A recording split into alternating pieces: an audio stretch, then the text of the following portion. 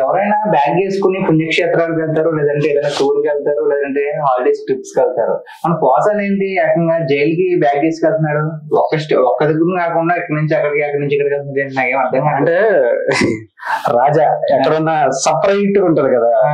So సినిమాల్లో మంచి నటుడు. అవును. సో ఇప్పుడు రాజకీయాల్లోకి వచ్చిన తర్వాత పెద్ద జోకర్ అయిపోయాడు. ఎందుకంటే ఉన్న నోటు దూల. అంతే, నోటు దూలకి నిదర్శనంగా ఈయన ఒక్కడిని చూపిస్తే చాలు, ఎవరైనా సరే నోరుంది కదా అని ఇష్టం వచ్చినట్టు వాగితే ఏమవుతుందో ఇప్పుడు చూడాలి. కొంచెం అందరికి అర్థమయ్యేలాగా వాళ్ళకి ఒకసారి చెప్పండి.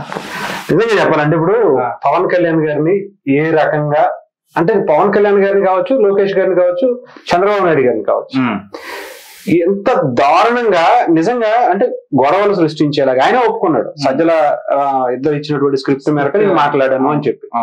అందరికీ తెలుసు ఎంత అంటే సమాజంలో ఇంత దారుణమైనటువంటి భాష రాజకీయాల్లో చూడడం ఇది ఫస్ట్ టైం. అది కూడా పోసాన్ దగ్గర నుంచే. వైఎస్ఆర్సీపీలో కూడా ఎవరు అంత దారుణంగా మాట్లాడాల. ఒక ఏదో ఒక పోస్ట్ కి సంబంధించినటువంటి అధికారిలో ఉండి కూడా ఆయన మాట్లాడినటువంటి భాష సమాజంలో ఇలాంటి వ్యక్తులు తిరగటానికి కూడా వీలు లేకుండా ఉండేటువంటి భాష. అంటే మనం అంటా ఉంటాం కదా, నోరు బాగుంటే ఊరు బాగుంటుంది. ఇప్పుడు ట్రెండ్ మారింది, నోరు బాగుంటే పార్టీ బాగుంటుంది, రాష్ట్రం బాగుంటుంది. అంతేగా, దానికి మరి నిదర్శనం మన పోసాన్ అంటావా? అవును, అంతేగా. ఇప్పుడు మీరు అన్నాడు బ్యాగ్ వేసుకుని తిరుగుతున్నారు అన్నాం. హైదరాబాద్ నుంచి మొదలు పెట్టారు, కడప తీసుకెళ్లారు, అనంతపురం తీసుకెళ్లారు, గుంటూరు తీసుకొచ్చారు, ఇప్పుడు మళ్ళీ ఈ రోజు బెజవాడ అంట, విజయవాడ నీళ్లు కూడా తాగిపిస్తున్నారు. రేపు పొద్దున శ్రీకాకుళం ఉంటది, లేదంటే ఇంకొక ఏరియా ఉంటది. అంటే అంటే గతంలో ఉన్నప్పుడు ఈయన తిరిగేయడం లేదో తెలియదు కానీ ఇప్పుడు బాగా చూపిస్తున్నారు. అది కూడా పర్టికులర్ గా జైళ్లు, పోలీస్ స్టేషన్లు, కోర్టులు, ఇవి ప్రస్తుతానికి ఆయన సెక్యూరిటీతో పైగా జెట్ క్యాటగిరీ సెక్యూరిటీ వచ్చాము. మళ్ళీ బ్యాగ్ మళ్ళీ ఎక్కడికైనా వెళ్తే బట్టలు కానీ ఇంకొకటి కానీ ఉంటది కదా, అవన్నీ వేసుకుని మళ్ళీ తిరుగుతున్నాడట రాజా, మన పోసాని రాజా. దుస్థితి ఎందుకు వచ్చిందని అసలు చెప్పు కాసపడా, లేదంటే ఏదైనా పదవి కాసపడా, ల్యాండ్ కాసపడా? పదవి వచ్చింది, డబ్బుకి వచ్చింది.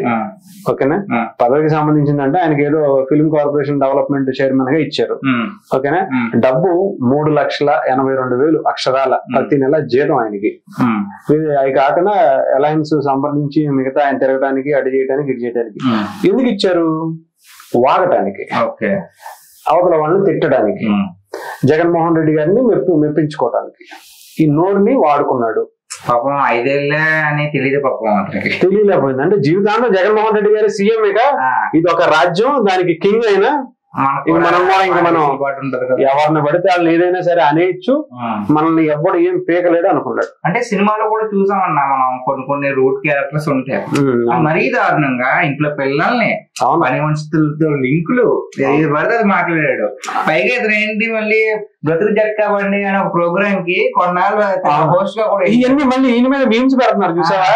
ఈయన చేసిన పాత క్యారెక్టర్ లో అరే కొంచెం ఆగండ్రా, కొంచెం గ్యాప్ ఇవ్వండి రా అని చెప్పి మాట్లాడాలి. అంటే గతంలో ఈయన చేసినటువంటి క్యారెక్టర్ల అన్ని ఇంపాక్ట్స్ అన్ని కూడా ఇప్పుడు ఈయనకి ఫేస్ లో కనిపిస్తున్నాయి. అంటే ఎవరైనా కానీ, ఈవెన్ ఏ పార్టీకి సంబంధించిన వ్యక్తులైనా కానీ రాజకీయాలు అనేవి హుందాతనంగా వ్యవహరించాలి. ఎందుకంటే ముఖ్యంగా రాజకీయాలు చాలా ప్రభావితం చేస్తాయి ప్రజల మీద. వాళ్ళు మాట్లాడే విధానం కావచ్చు, వాళ్ళు చేసేటువంటి కార్యక్రమాలు కావచ్చు, ప్రజలకి ఉపయోగపడే విధంగా ఉండాలి.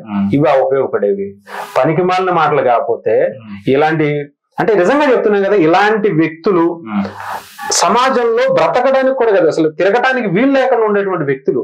ఇప్పుడు నిజంగానే ఒక ఆడపిల్లని అత్యంత హీనంగా మాట్లాడినటువంటి వ్యక్తి, ఒక మహిళని, పవన్ కళ్యాణ్ గారి భార్యని కావచ్చు, అంటే సమాజంలో గొడవలు సృష్టించడం కోసం, అంటే అంటే ఒకవేళ జగన్మోహన్ రెడ్డి గారు డబ్బులు ఇచ్చారో లేదా ఆయన కళ్ళలో ఆనందం చూడడానికి అనుకుందాం, చంపేయమంటే చంపేస్తాడా?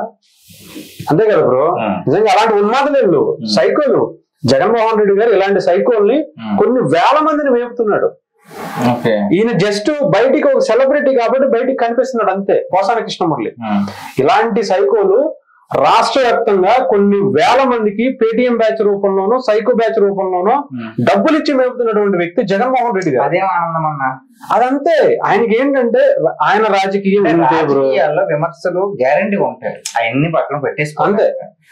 విమర్శలు సహజం, 2-3 మాటలు తిట్టుకుంటారు, మళ్ళీ విమర్శించుకుంటారు. పాలసీస్ ప్రకారం ఇప్పుడు నువ్వు ఇక్కడ రోడ్ వేస్తా అన్నావా వేయలే, నువ్వు ఈ పథకాలు ఇస్తా అన్నావా ఇవ్వలేదు, నువ్వు ఉద్యోగాలు ఇస్తా అన్నావా ఇవ్వలే, రాష్ట్రానికి ఈ పరిస్థితికి నువ్వే వచ్చావు, ఇది చేసావు, నువ్వు ఇది చేస్తాను, నువ్వు ఇది చేయలేదు అన్న. అవి మాట్లాడాలి, ఆదరణ ఉండేదన్న, అవి మాట్లాడలేదు కదా ఆయన. నిజంగా జగన్మోహన్ రెడ్డి వైఎస్ఆర్సీపీ దిగిపోవడానికి కారణం జగన్మోహన్ రెడ్డి గారి మెంటాలిటీ. మనం కూడా చూసావు ఆయన ఏం మాట్లాడుతున్నాడు, కార్పొరేటర్ నోటి దోళ. అంటే ఈ నోటి దోళ వల్లే 11కి 151 నుంచి కొడితే 11కి వచ్చేసాడు. ఇంకా ఈ నోటి దోళ తగ్గకపోతే ఇంకేం ఎక్కడికి వెళ్ళిపోతాడు. నిన్న ఎవరో ఆయన పేరేంటి బుచ్చ చౌదరి గారు అన్నారు, ఘాటుకి ఏదో స్టిక్కర్ వేసుకున్నాడంట, అక్కడికి వెళ్ళాడు పరిస్థితి. కొడితే 11కి వచ్చాడు, ఇప్పుడు కొడితే మళ్ళీ అక్కడ ఘాటు దగ్గరికి వెళ్ళింది పరిస్థితి. రేపొద్దున ఎక్కడికి పోతాడు. అంటే తను ప్రొజెక్ట్ చేసుకోవడం ఓకే. అంటే పుస్తకాల మీద పిల్లలకి ఇచ్చే పుస్తకాలు వేయించుకున్నాడు, సర్వే రాళ్ళ మీద వేయించుకున్నాడు, ఆ వ్యాన్ల మీద, రేషన్ బియ్యం వ్యాన్ల మీద ఓకే, బాత్రూమ్ డోర్ల మీద. కానీ అక్కడే అదే వ్యాన్ ఇది నాకేం అర్థం కాదు. ఆయనకి అది పిచ్చి బ్రో. ఏమో ఆయన చేశారంట, లేదంటే కావాలని ఉచ్చబోసినా కూడా అక్కడ ఆయన కనిపించాలి. అదే ఆయన తృప్తి. ఎవరన్నా ఇప్పుడు మైల్ రాయల మీద, అదే సర్వే రాళ్ళ మీద వేయించాడు అన్నాం, సర్వే రాళ్ళ మీద కూడా కుక్కలు కానీ ఇంకొకటి కానీ అచ్చలు వాస్తున్నటువంటి పరిస్థితి. సరే అన్న, ఇప్పుడు అసలు మన పోసాని అసలు బయటకు వస్తాడా రాడా, ఇలా టూర్లు వేసుకుంటానే ఉంటాడా, ఒక క్లారిటీ ఇచ్చే. పోసానే కాదు బ్రో, ఇలాంటి వ్యక్తుల్ని రానివ్వకుండా గవర్నమెంట్ శిక్షలు వేయాలి. ఇలాంటి వ్యక్తులు సమాజంలోకి వస్తే, బయట ఉంటే ఇలాంటి వ్యక్తులకి, అంటే ఇతనే ఇంత సెలబ్రిటీ బయటకు వచ్చేసాడు, మాకేంటి అతను ఏమన్నా మీరు చేశారా, అంత దారుణంగా మాట్లాడినటువంటి వ్యక్తినే మీరు ఏం చేయలేకపోయారు, మీ గవర్నమెంట్ కావచ్చు, మీ చట్టాలు కావచ్చు, ఏమి చేయలేకపోయాయి అని చెప్పి సామాన్యుడికి ఒక ఆలోచన వస్తుంది. వాడు కూడా రేపు పొద్దున పక్కన వాళ్ళు తిట్టారు అని తిట్టి ఆయన ఏమన్నా మీరు లోపలేసారా, 2-3 రోజులు తిప్పారు, పంపించారు, మమ్మల్ని ఏం చేస్తారండి మీరు అని ప్రశ్నించే అవకాశం ఉంటుంది. రేపొద్దున్న ఇదే రాజకీయాన్ని ఇంకొక పార్టీ తీసుకునే అవకాశం ఉంటుంది ఆసరాగా. అవతలవాడు కూడా మీరు అన్నప్పుడు లేదా మేము అంటే వచ్చిందా అని, ఇది కంటిన్యూ అవుతుంది. సో ఇలాంటి వ్యక్తికి రాకూడదు. ఇప్పుడు వాళ్ళ లాయరే చాలా క్లియర్ గా చెప్పాడు, ఒక కేసు నుంచి మేము బయటికి తీసుకొస్తే ఇంకో కేసు వచ్చి వాళ్ళు తీసుకుపోతారు. సరే అక్కడికి వెళ్ళి మేము బెయిల్ అప్లై చేసుకునే అనుకునే లోపు ఇంకొక వ్యాన్ బయట రెడీగా ఉంటది, ఎత్తుకెళ్ళిపోద్ది. సో ఈయన పరిస్థితి ఎలా ఉందంటే, ఎప్పుడు ఏ కేసు వచ్చి ఒక బెయిల్ వచ్చినా ఇంకొక బెయిల్ ఇంకొకటి రద్దు అయ్యే అవకాశం ఉంటది, లేదా ఇంకో కేసులో వచ్చి తీసుకెళ్లిపోయే అవకాశం ఉంటుంది. ఒక సామెత గుర్తు వస్తుంది, ముందు నువ్వు వెనకాల పోయి ఏది చేసినా గానీ పోసానికి మాత్రం గట్టిగా పడుతుంది.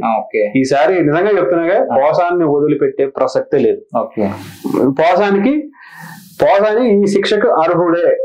మినిమం ఒక 10 ఏళ్ళన్నా లోపల నుండి పెడితే తప్ప జనాలకి సంతృప్తికరంగా ఉండదు. ఇలాంటివి చెయ్యాలంటే ఇంకొకటి భయం పుట్టుకుంటది. వైసీపీ బ్యాచ్ లో చాలా మంది ఇప్పటికీ కమెంట్స్ చేస్తారు తెలిసి. ఇప్పుడు నువ్వు మనిద్దరం చేసిన వీడియోస్ కూడా మీ ఫ్యామిలీని నా ఫ్యామిలీని అత్యంత హీనంగా మాట్లాడతారు. అంటే అలాంటి భయం లేదు వాళ్ళకి. అలాంటి భయం ఈ వ్యక్తి ద్వారా కల్పించాలి. అది గవర్నమెంట్ చేతిలో ఉంది. సో గవర్నమెంట్ కూడా సీరియస్ గా తీసుకుంది కాబట్టి ఎక్కడ వదలలా. సో పోసాని ఏమో చెప్పలేము. పోసానికి సంబంధించినటువంటి డీటెయిల్స్ అన్ని వచ్చేస్తున్నాయి. సజ్జల్ని అరెస్ట్ చేస్తారు, సజ్జల్ని ఇతను ఇచ్చాడు అని చెప్పి కూడా చెప్తున్నారు. సజ్జల్ని అరెస్ట్ చేశారంటే వైఎస్ఆర్సీపీ మొత్తం కొలాప్స్ అయిపోద్ది. సో పోసానికి చెప్పాలంటే ప్రాణగండం కూడా జైల్లో ఉందని చాలా మంది అనుకుంటున్నారు. సో ఏమైనా జరగచ్చు. కొంచెం జాగ్రత్తగా ఇతనికి బలమైనటువంటి శిక్షలు వేసి లోపల కూర్చోబెడితేనే ఆయన సేఫ్ గా ఉంటాడని మాత్రం అనుకోవచ్చు. బయటకు రాకడం కన్నా లోపల బెస్ట్. చూసారా, ఏదో డబ్బులు వస్తున్నాయి, ఒక 5 ఏళ్ళు పదవిలో ఉంటాము, మనకు కావాల్సిన అన్ని అందుబాటులో ఉంటాయి, మన వెనకాల ఒకడు ఉన్నాడు అని ఇలా రెచ్చిపోతే మాటలు వదిలేస్తే బెస్ట్ ఎగ్జాంపుల్ అంతే. ఇక్కడ ఆయన చూసి కొంచెం నోరు అన్ని అదుపులో పెట్టుకుని ఉంటే మంచిది. థ్యాంక్స్.